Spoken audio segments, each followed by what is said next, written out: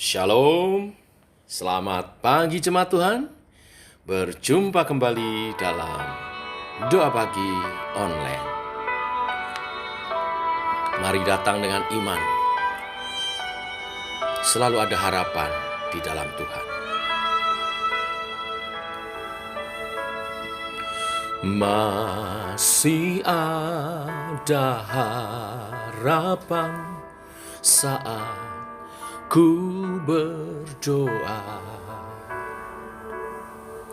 saat mengangkat tangan, Tuhan turun tangan. Kasih-Nya lingkupiku, takkan kecewakan.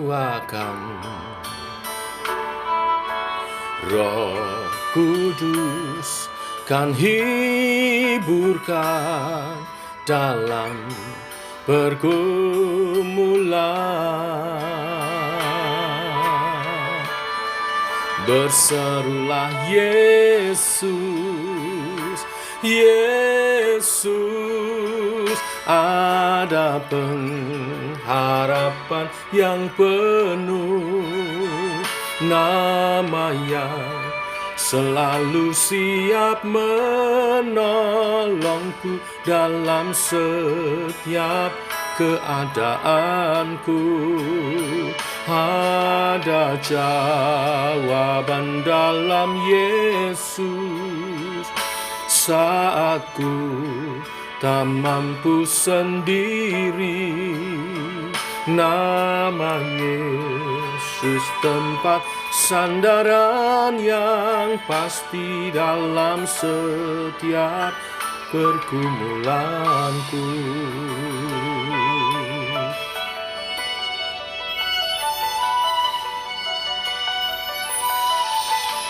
Kasih-Nya lingkupiku, takkan kecewakan. Roh Kudus kan hiburkan dalam pergumulan.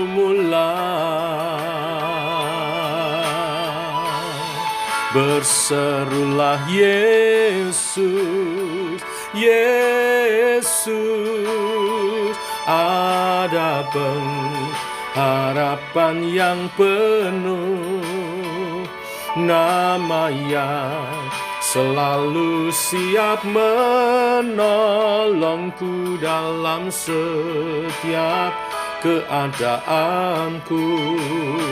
Ada jawaban dalam Yesus saat ku tak mampu sendiri. Nama Yesus tempat sandaran yang pasti dalam setiap pergumulanku.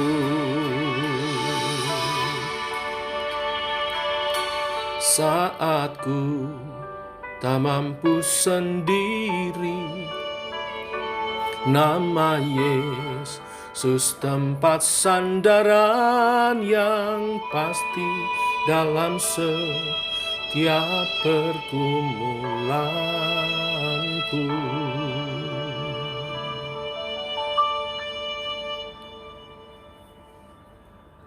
Inilah keyakinan iman kami, Tuhan. Selalu ada harapan di dalam Tuhan Yesus. Karena janji-Mu ya dan amin, firman-Mu kebenaran. Teguhkan oleh kebenaran firman-Mu yang sebentar kami renungkan. Dalam nama Tuhan Yesus kami siap mendengar firman-Mu. Amin. Bapak Ibu, kita lanjutkan renungan firman Tuhan pada pagi hari ini. Kita sampai pada Filipi pasal 3 ayat 17 sampai 21. Demikian firman Tuhan. Saudara-saudara, ikutilah teladanku dan perhatikanlah mereka yang hidup sama seperti kami yang menjadi teladanmu. Karena seperti yang telah kerap kali kukatakan kepadamu, Dan yang kunyatakan pula sekarang sambil menangis. Banyak orang yang hidup sebagai seteru salib Kristus. Kesudahan mereka ialah kebinasaan. Tuhan mereka ialah perut mereka. Kemuliaan mereka ialah aib mereka. Pikiran mereka semata-mata tertuju kepada perkara duniawi. Karena kewargaan kita adalah di dalam surga. Dan dari situ juga kita menantikan Tuhan Yesus Kristus sebagai juru selamat, yang akan mengubah tubuh kita yang hina ini, sehingga serupa dengan tubuhnya yang mulia. Menurut kuasanya yang dapat menaklukkan segala sesuatu kepada dirinya. Amin. Saya menyoroti perikop ini berangkat dari ayat 18. Karena seperti yang telah kerap kali kukatakan kepadamu, dan yang kunyatakan pula sekarang sambil menangis, banyak orang yang hidup sebagai seteru salib Kristus. Seteru salib Kristus. Bapak Ibu, sebelum bertobat, Paulus yang dulu disebut Saulus hidup sebagai seteru salib Kristus. Pekerjaannya mencari-cari kesalahan orang percaya, mengancam bahkan menangkap dan membunuh murid-murid Yesus. Dengan surat kuasa untuk menangkap orang-orang yang mengikuti jalan Tuhan, ia menangkap dan menjebloskan mereka ke dalam penjara, menganiaya bahkan sampai membunuhnya. Sampai satu hari Yesus berperkara dengan Saulus. Di Kisah Para Rasul 9 ayat 1-5 dikatakan Yesus berkata, "Saulus, Saulus, mengapa engkau menganiaya aku?" Mata Saulus menjadi buta sampai ia bertemu dengan Ananias yang diperintahkan Tuhan untuk menumpangkan tangan mendoakan Saulus. Saulus bertobat, matanya dapat melihat, dan saat itu ia menjadi Paulus yang kemudian mengabdikan diri untuk melayani Yesus. Sebelum mengalami pengalaman pribadi dengan Yesus, Saulus adalah seteru Tuhan. Tapi setelah bertobat, setelah menjadi Paulus, menjadi hamba Kristus Yesus, dalam suratnya kepada jemaat Filipi, dia berkata, kerap kali ia menyatakan sambil menangisi karena banyak orang yang hidup sebagai seteru salib Kristus, sama seperti dirinya yang dahulu. Tetapi yang menarik Bapak Ibu Saudara, surat Filipi ini ditujukan kepada jemaat Tuhan. Mengapa? Sebab Paulus melihat ada orang yang telah menjadi percaya kepada Yesus tapi hidup sebagai seteru salib Kristus. Di mana di ayat 19 dia mengatakan mereka bertuhankan perut dan pikiran mereka semata-mata tertuju kepada perkara duniawi. Dengan menghalalkan segala cara, mereka tidak siap memikul salib, tidak menjadikan salib sebagai tujuan hidupnya. Mereka mau menerima berkat, mujizat, tapi ketika dihadapkan pada ujian dan tantangan, secepat kilat bersungut-sungut kepada Tuhan, menjadi kecewa, dan bahkan meninggalkan Tuhan.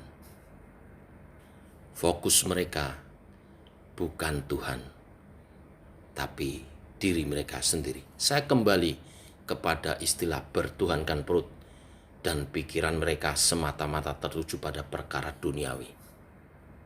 Rupanya yang melatar belakangi nats ini adalah bahwa Paulus mendengar di tengah jemaat berdebat tentang perlukah melakukan hukum Taurat atau tidak.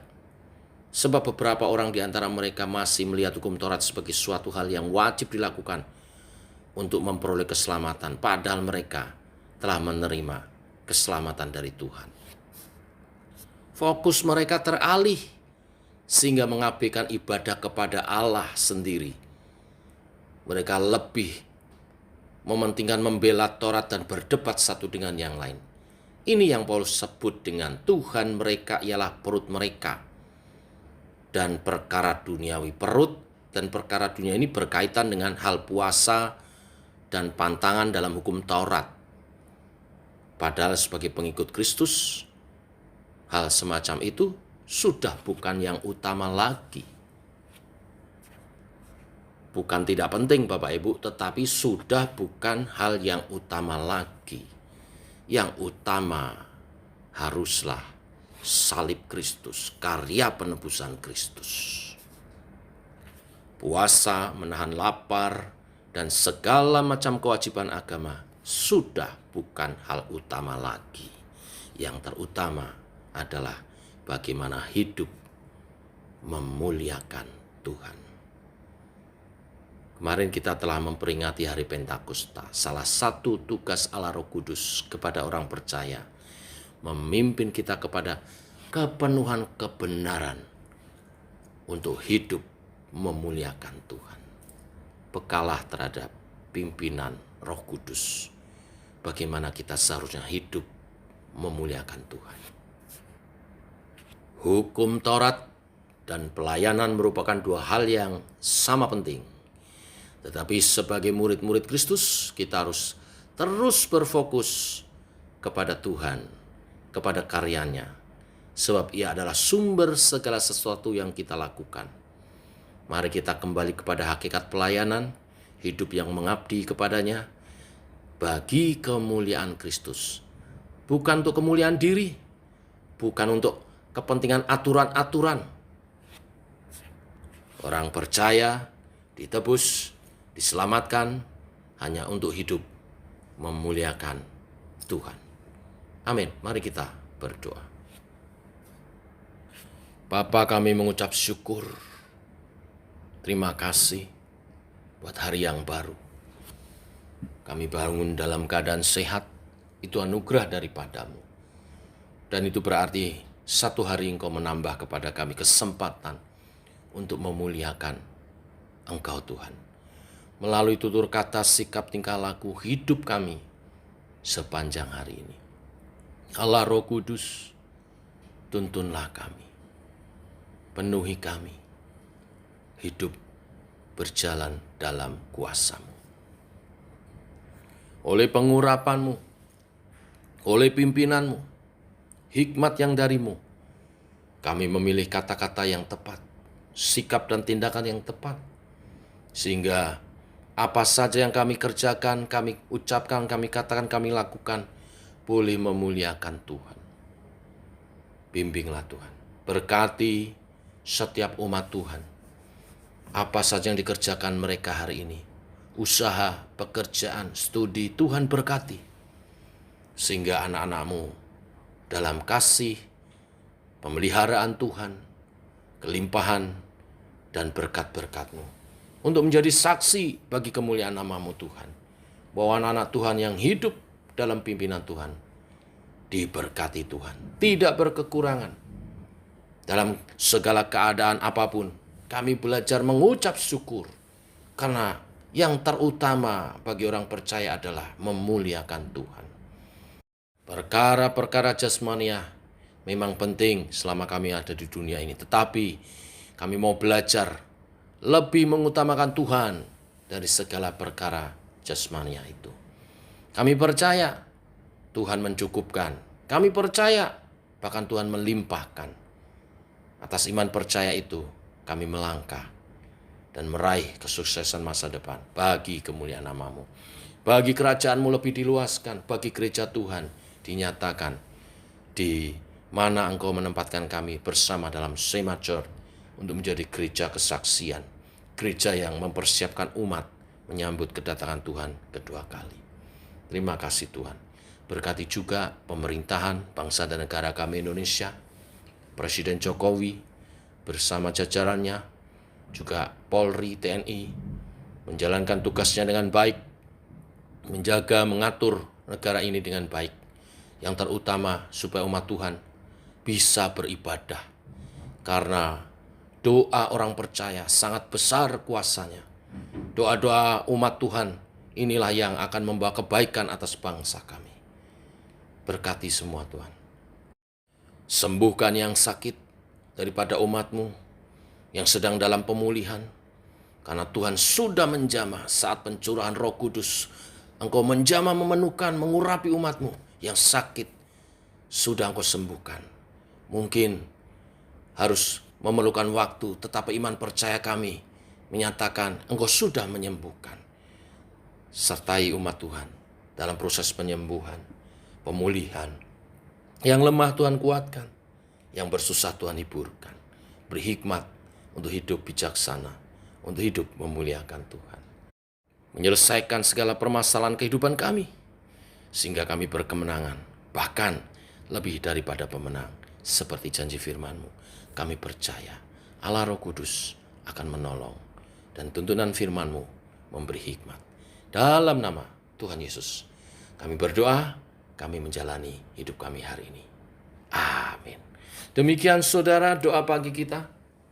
Selamat pagi, selamat berjalan bersama dengan Tuhan. Salam sehat, tetap semangat. Shalom.